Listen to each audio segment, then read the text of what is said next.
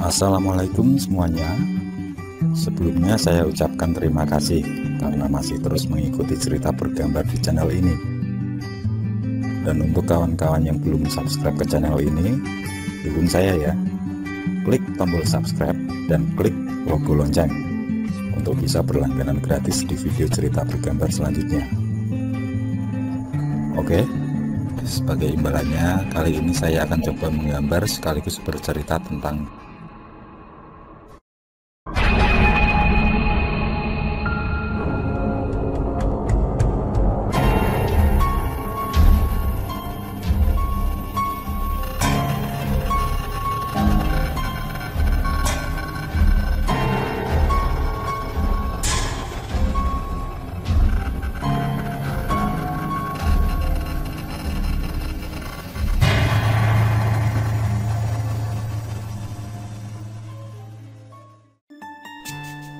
Pada tahun 2014, Randy yang merupakan sahabat lamaku pulang dari merantau. Kami berteman sejak masuk sekolah madrasah aliyah negeri di Banyuwangi. Yang kemudian dia pergi merantau untuk memenuhi kebutuhan hidup. Saking lamanya kami tidak berjumpa. Selama 2 hari penuh kami menghabiskan waktu bersama. Kami saling berbagi pengalaman masing-masing, juga mengunjungi tempat kenangan saat sekolah dulu, termasuk bertamu ke beberapa guru yang masih hidup dan nyekar makam para guru yang telah meninggal.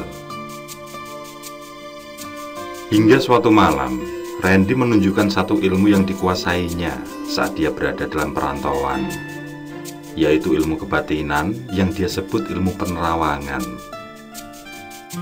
Dia bercerita, jika seseorang memiliki ilmu tersebut, maka dengan mudahnya dapat berkomunikasi dan dapat melihat makhluk tak kasat mata.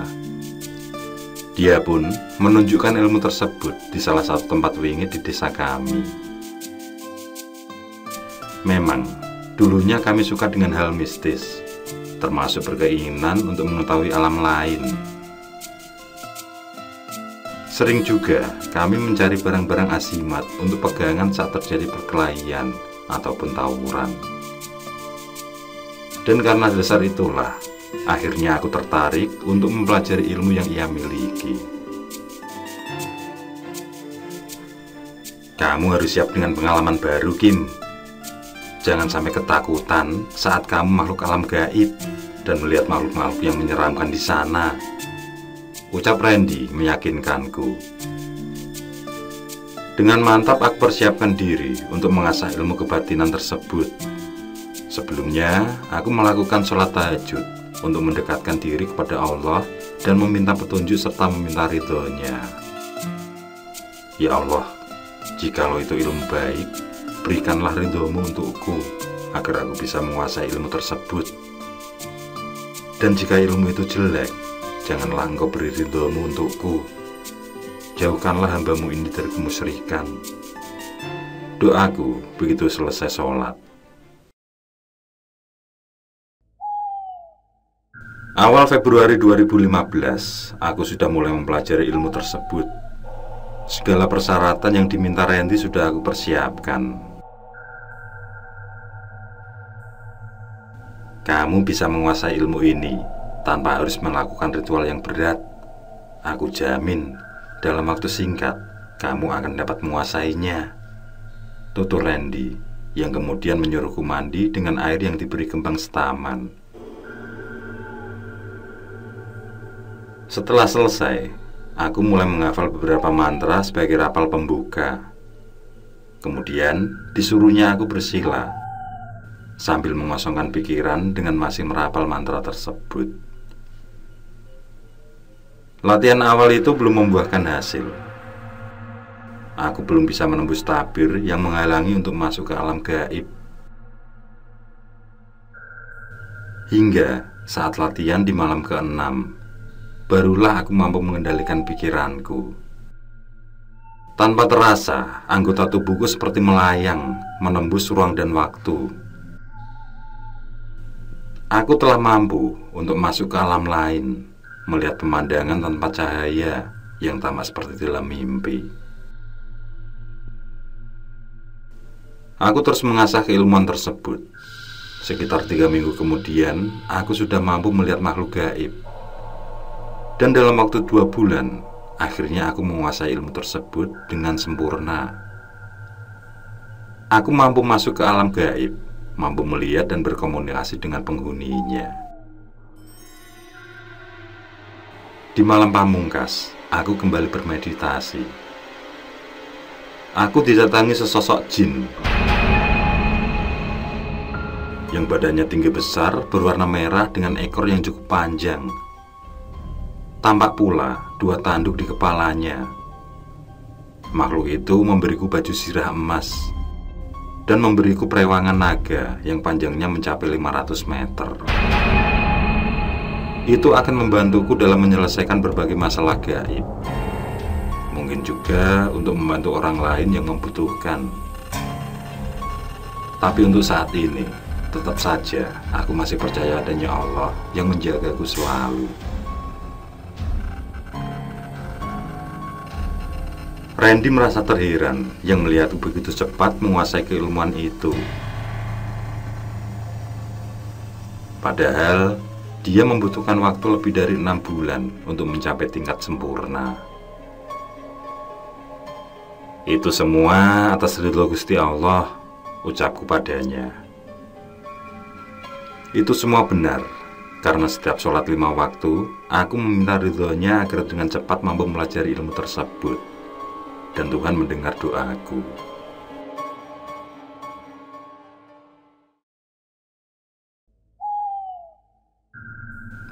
Hampir setiap malam, aku dan Randy melakukan penjelajahan gaib di tempat yang dianggap angker dan keramat. Kami sering bertemu dengan pocong, kuntilanak, genderuwo, tuyul, dan makhluk astral lain. Kami pun merasa terbiasa dengan penampakan-penampakan sosok tersebut. Petualangan itu serasa sangat mengasihkan bagiku, dan mulai datang keinginanku untuk memamerkan pada orang lain. Sehabis maghrib, Randy mengajakku keluar untuk ngopi.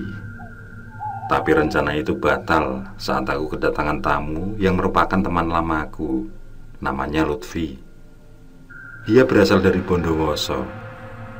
Kulihat seperti ada masalah yang ingin dituntaskan. Setelah ngobrol basa-basi, aku menanyakan tujuan kedatangannya. Dia pun mulai bercerita bahwa dalam beberapa minggu ini, ibunya merasa sakit kepala hebat. Anehnya, rasa sakit itu muncul setiap tengah malam hari hingga menjelang subuh. Aku curiga ada seseorang yang mengirim santet padanya. Jadi aku minta tolong padamu untuk menunjukkan orang pintar di sekitar sini, tutur Lutfi di akhir ceritanya. Biar nanti kami yang coba melakukan penerawangan terhadap ibu kamu, ucap Randy tiba-tiba. Aku lihat dia sudah bersedekap sambil memejamkan mata, tanpa menghiraukan Lutfi yang masih belum sadar bahwa kami mempunyai ilmu kebatinan. Aku ikut menerawang, dan ternyata kecurigaan temanku itu benar. Tampak dari pelipis ibunya mengalir nanah yang sangat deras.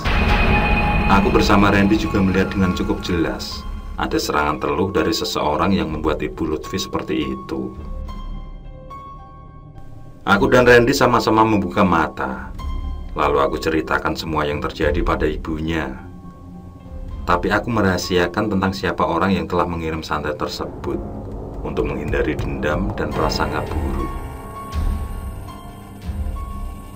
Kamu suruh ayahmu untuk membeli kembang setaman dan mencari daun sirih merah temuros. Kembang setaman itu digunakan untuk mandi ibumu, sedangkan daun sirihnya direbus.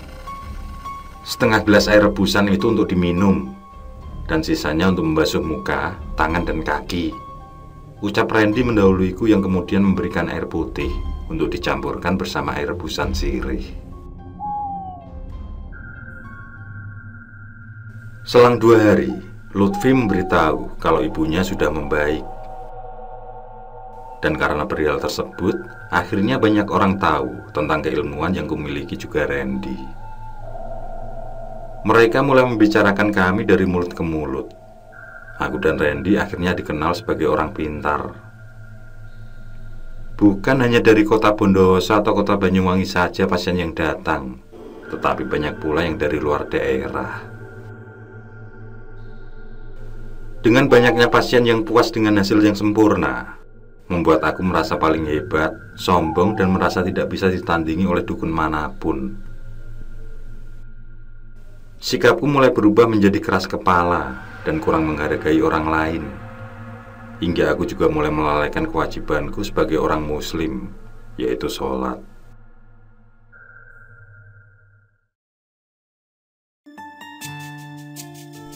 Beberapa hari yang lalu, Randy kembali merantau. Dia tidak kerasan berada di desa, meskipun kebutuhannya tercukupi dengan uang dari para tamu. Aku yang mencegahnya hanya sia-sia saja. Malahan aku diajak ikut bersamanya. Dia ingin mencari petualangan baru untuk mendapat ilmu lain. Akhirnya, aku melayani setiap tamu dengan sendirian. Hingga tibalah bulan Ramadan. Aku mulai merasa ada sesuatu yang mengganjal di hati setiap kali mendengar suara tadarus dari musola maupun masjid. Hatiku seperti terketuk perih. Sepertinya Allah mulai memanggilku untuk berubah agar kembali seperti dahulu. Aku kembali melakukan sholat malam di pertengahan bulan puasa. Di sana aku menangis saat mengingat semua dosa yang telah kuperbuat. Aku telah menjadi orang yang musyrik, penuh kesombongan dan melupakan Tuhan penciptaku. Ampuni semua dosaku ya Allah. Akan aku buang semua ilmu yang telah membuatku khilaf, ucapku dalam perenungan doa.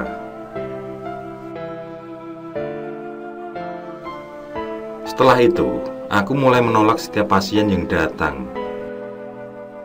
Sikapku terhadap warga sekitar juga aku perbaiki. Aku ingin kembali menjadi seperti dulu, menjadi seorang yang taat beribadah. Akhirnya, aku mulai mencari orang pintar yang lebih senior untuk melepas ilmu penerawangan yang kumiliki. Niatku itu aku ceritakan pada pamanku, Lek Rohmat. Aku mempunyai firasat bahwa Pak Lekku itu bisa memberikan jalan keluar. Karena dia dulu pernah belajar di salah satu pondok yang terkenal. Saat selesai sholat tarawih, aku sengaja mampir ke rumahnya yang hanya berjarak 4 rumah dari rumahku. Aku ceritakan semua kejadian yang sudah berlalu dan membuatku menyesalinya, terutama ilmu yang diajarkan Randy padaku. Besok, ikutlah denganku. Jika kamu masih memiliki ilmu tersebut, tentu kamu tahu tujuanku. Ucapnya dengan sedikit menyindir.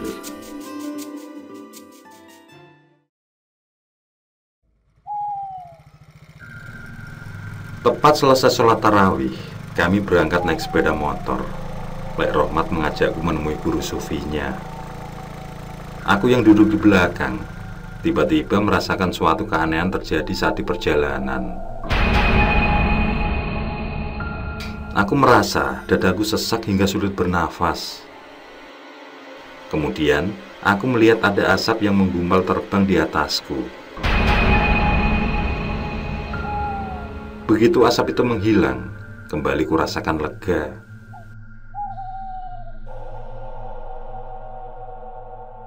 Sampailah kami di rumah yang sangat sederhana. Rumah joglo yang masih berdinding papan. Gentengnya juga masih genteng tanah liat zaman dulu. Di halaman sebelah kiri terdapat musola berukuran cukup besar. Tampak ramai anak-anak tadarusan Al-Quran di sana. Guru ngaji Lek Rohmat yang kebetulan melihat kedatangan kami langsung mempersilahkan kami masuk ke ruang tamu. Setelah mengucap salam, segera kami duduk berhadapan. Ini keponakanku Pak Yai, namanya Rokim. Lek Rohmat mengenalkanku pada gurunya tersebut. Dia mulai memancing omongan tentang aku yang selama ini sudah cukup terkenal sebagai dukun hebat. Aku minta tolong, singkirkanlah semua ilmu yang membuat hatiku tidak tentram Pak Yai. Aku benar-benar menyesal, ucapku kemudian. Pak Kiai terdiam sejenak. Berwudulah kamu di musola depan, ucapnya. Aku mengikuti ucapan Pak Kiai. Begitu selesai berwudu, disuruhnya aku membaca sholawat 3 kali sambil mengusap telapak tanganku ke dahi. Tubuhmu telah aku bersihkan saat kamu masih berada di perjalanan menuju kemari. Untung saja kamu masih ingat sama Allah, sehingga tidak terjerumus ke dalam kemusyrikan yang parah, ucapnya kemudian. Pamanku hanya terdiam. Mungkin dia juga tahu saat dadaku terasa sesak di perjalanan tadi. Ternyata Pak Kiai sudah menyingkirkan semua perewangan juga ilmuku saat masih di perjalanan tadi. Semua ilmu akan menjadi berfaedah jika kita melakukannya sesuai ajaran agama, dan akan menjadi penghalang masuk surga jika ilmu itu dipergunakan dengan menduakan Allah. Sekarang, kamu pelajari amalan yang ada di kertas ini. Amalan ini akan membantumu dalam bertaubat atas petunjuk Allah, ucap Pak Kiai sambil memberikan kertas amalan.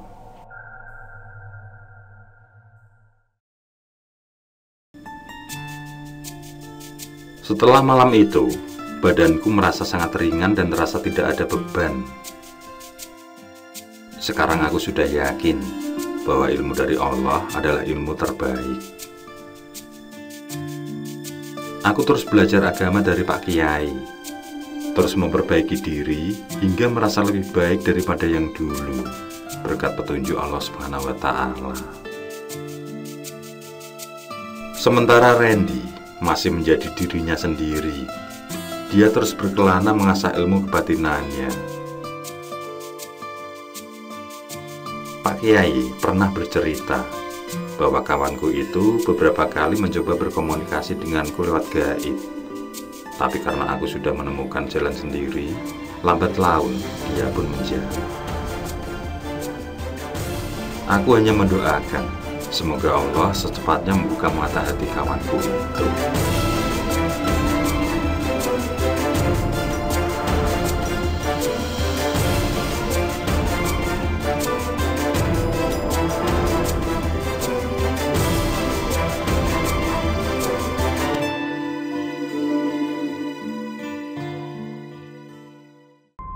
Oke, saya kira cukup cerita kali ini. Untuk cerita-cerita lainnya, silahkan buka di bagian video dalam channel ini, di playlist cerita bergambar. Sekali lagi terima kasih ya. Jangan lupa like, komen, share juga boleh. Dan untuk yang belum subscribe, langsung klik tombol subscribe.